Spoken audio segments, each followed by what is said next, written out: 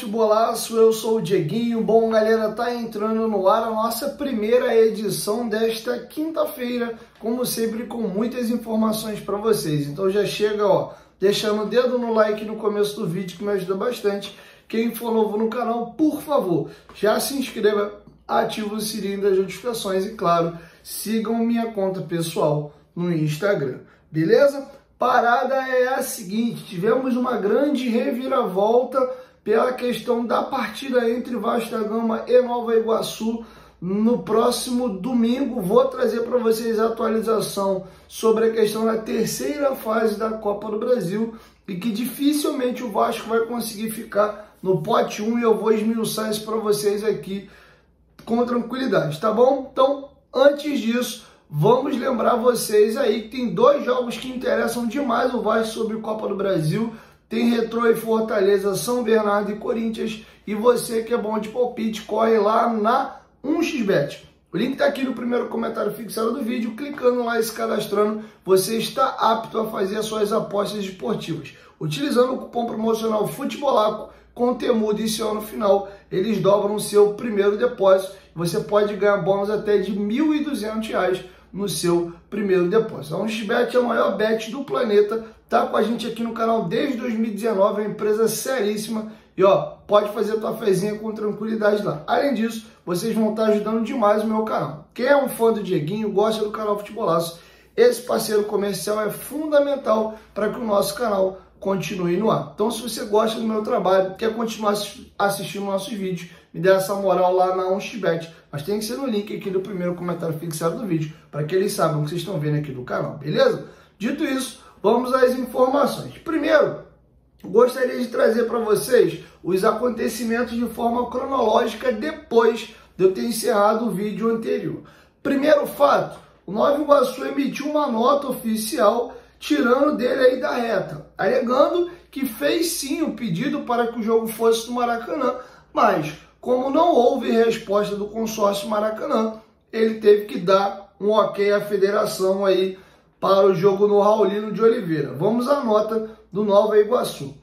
Na última segunda-feira, dia 11, o Nova Iguaçu solicitou ao consórcio que administra o Maracanã o uso do estádio para sediar o jogo de volta na semifinal do Campeonato Carioca contra o Vasco da Gama.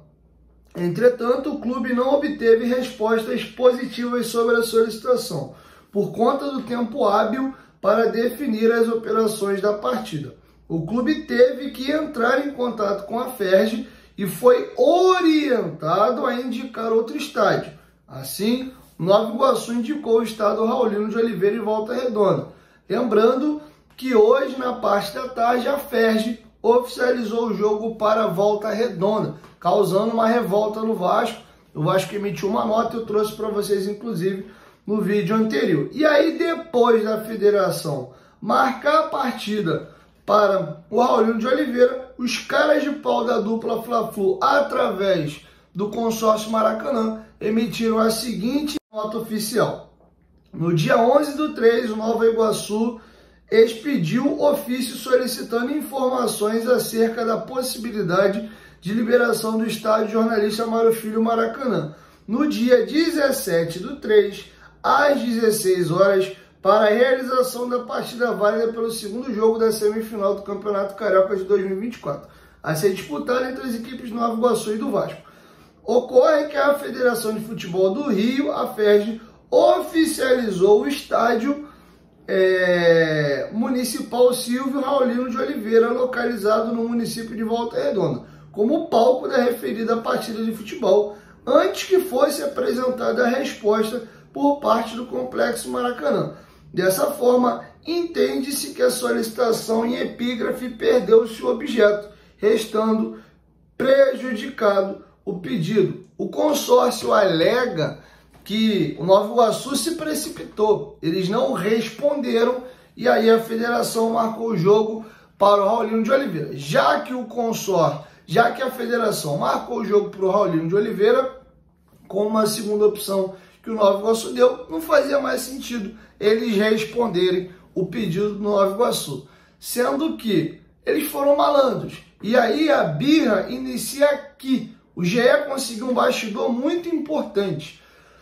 Antes da partida iniciar contra o Nova Iguaçu no último domingo, o Marcelo Viana estava no Maracanã e tomou conhecimento de que o Vasco ia entrar em campo com a camisa com o slogan da sua campanha na licitação, que é Maracanã para Todos. E aí, o Marcelo Viana, que é vice-presidente de competições da Federação de Futebol do Estado do Rio de Janeiro, tentou interpelar o Vasco para que não utilizasse a camisa, já que o consórcio Maracanã, nesse momento, é administrado provisoriamente pela dupla Fla-Flu e o Vasco vai a campo com eles tendo liberado o estádio com o slogan da sua candidatura contra a dupla Fla-Flu na licitação do Maracanã. O Vasco não acatou a solicitação e o feedback, digamos assim, do Marcelo Viana e decidiu entrar com o slogan do Maracanã para Todos. E aí a dupla Fla-Flu,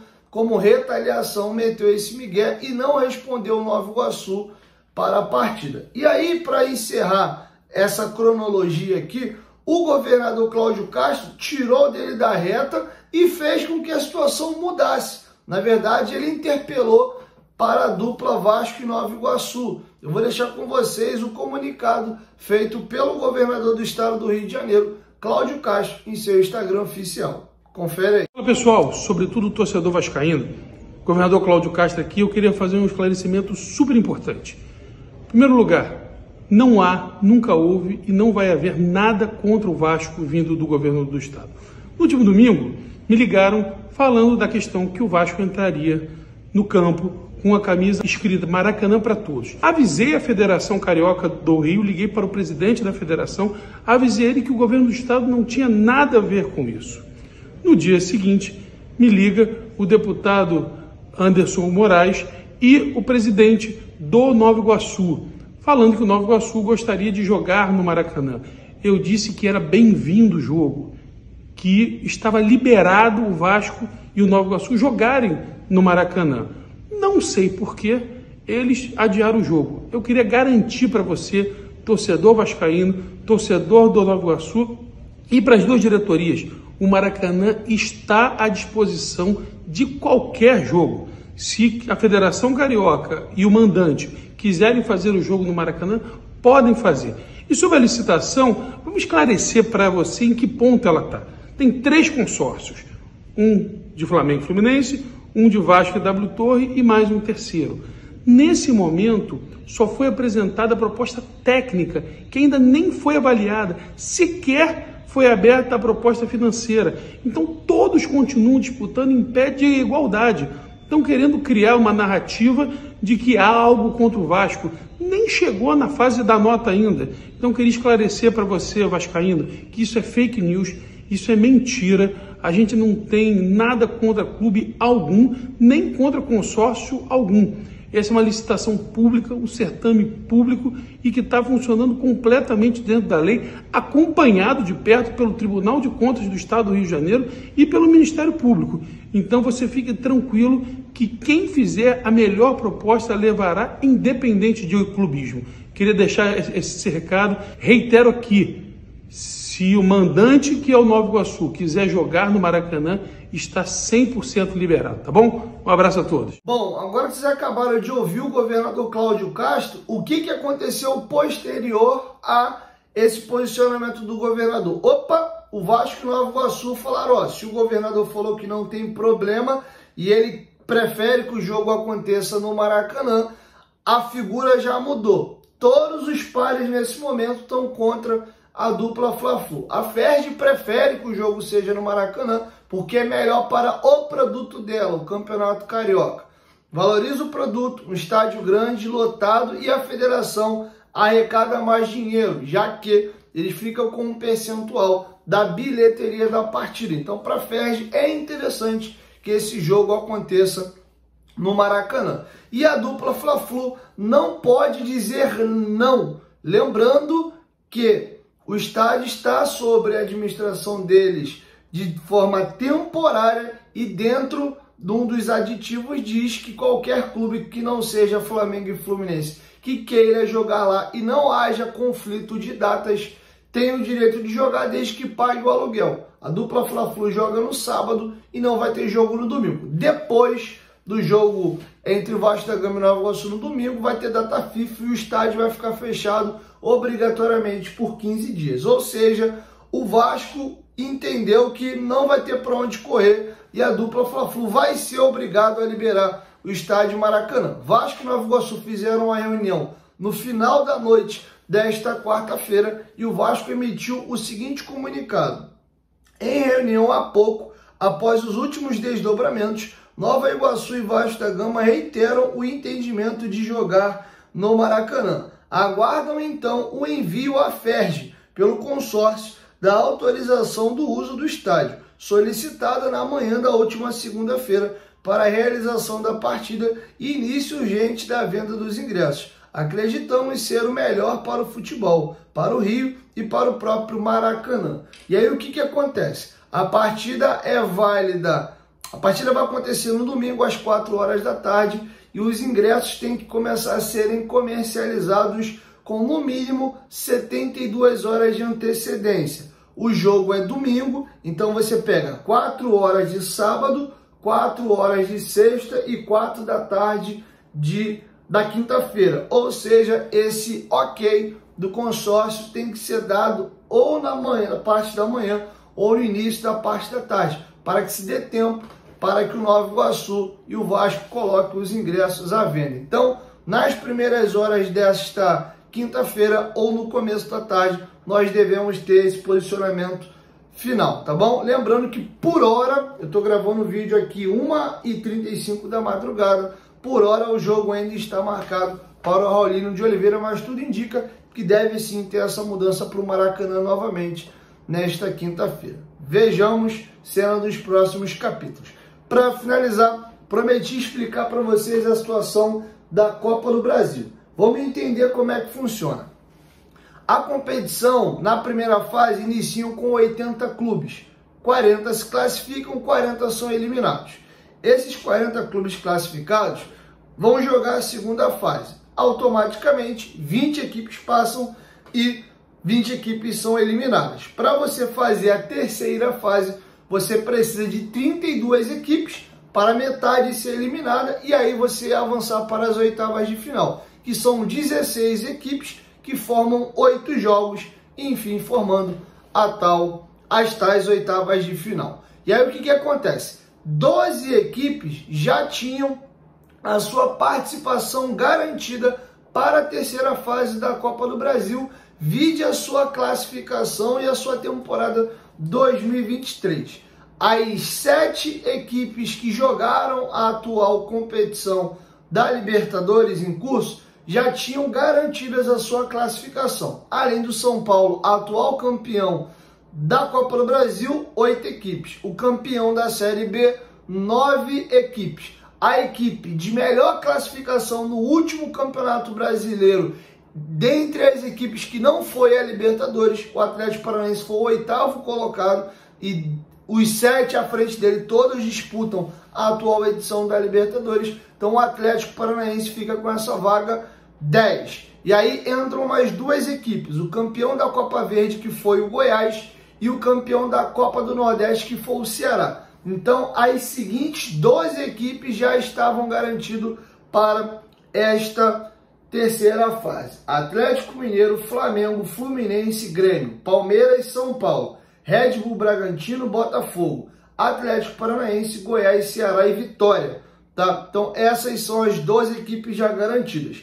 Nesta quinta-feira encerra a segunda fase da Copa do Brasil, avançam 20. Soma 20 com 12, 32 equipes. 16 equipes vão para o pote A e 16 equipes vão para o pote B. E quem são as equipes que vão para o pote A? São as equipes com os 16 melhores ranqueamentos dentre essas 32 equipes. E como é que funciona o ranking da CBF? O ranking da CBF contempla as 5 últimas temporadas do futebol brasileiro. Então soma-se a pontuação que os clubes fazem nos Brasileirões de 2019, 20, 21, 22 e 23 e as pontuações que eles fazem na Copa do Brasil de 2019, 20, 21, 22 e 23. A pontuação que você faz em 2019, que é o último ano, multiplica por 1. A pontuação que você faz em 2020 multiplica por 2. A pontuação que você faz em 2021 multiplica por 3.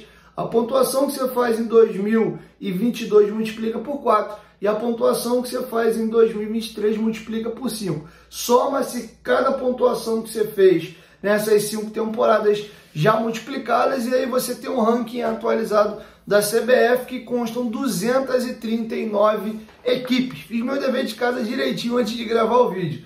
E aí o que acontece? O Vasco, lembrando que a classificação fica para a temporada completa do próximo ano, o Vasco termina o ano de 2023 sendo o 22º colocado nacionalmente pelas suas participações nos campeonatos brasileiros e nas Copas do Brasil de 2019 e 2022. E aí o que acontece? São 16 vagas no pote A e 16 vagas no pote B. 14 equipes já garantiram a sua classificação no pote A, restando 2 vagas. Tanto o Corinthians, que pega o São Bernardo fora de casa nesta quinta-feira, como o Fortaleza, que recebe o Retrô dentro do Castelão, estão à frente do Vasco no ranking da CBF. Se essas 2 equipes vencerem os seus jogos, o Vasco obrigatoriamente fica no segundo pote, tendo que pegar a turma mais bem classificada. Se uma dessas 2 equipes forem eliminadas, ou Fortaleza ou o Corinthians, ainda assim o Vasco não classifica, porque o Goiás é o 20º colocado no ranking da CBF nas 5 últimas temporadas e já está classificado à terceira fase. Então, se uma das 2 equipes for eliminada, ou Corinthians ou Fortaleza, o Goiás classifica. Se as 2 equipes vencerem, Vasco e Goiás vão ficar no pote 2. Se ambas as equipes forem eliminadas, Fortaleza e Corinthians, Goiás e Vasco da Gama vão para o pote 1 e automaticamente o Retrô e o São Bernardo vão para o pote 2. No pote 1 já tem garantidos Atlético Mineiro, Flamengo, Fluminense, Grêmio, Palmeiras, São Paulo, Red Bull Bragantino, Botafogo, Atlético Paranaense, Bahia, Atlético Goianiense, que está melhor que o Vasco no ranqueamento, Ceará está melhor que o Vasco no ranqueamento, Cuiabá está melhor que o Vasco no ranqueamento, e o Inter, que se classificou eliminando a equipe do Nova Iguaçu por 2-0 hoje, está na frente do Vasco no ranqueamento. Então, na terceira fase, o adversário do Vasco sai de alguma dessas equipes, podendo acrescer o Corinthians e também a equipe do Fortaleza.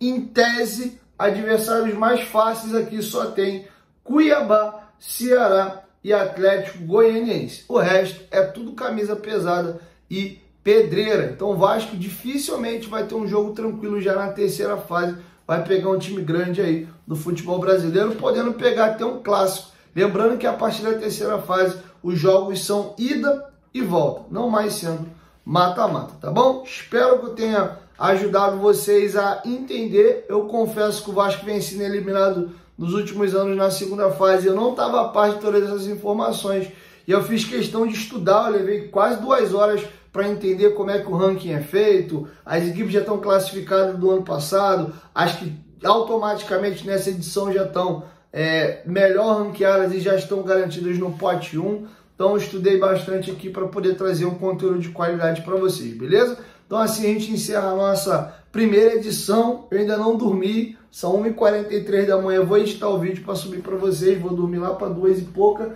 mas amanhã eu tô de pé cedo já, porque eu tenho que fazer aquela minha musculação. Ó, o pai tá secando, hein? Deu uma secada legal, o shape tá saindo, ó, o pai tá ficando fortinho de novo, e aí de manhã tem que ir pra academia e já cedinho tem que estar lá em São Januário para a apresentação do atacante Cleiton, tá bom? Então é isso, foco no trabalho e nos objetivos, e amanhã eu volto. Valeu? Tamo junto.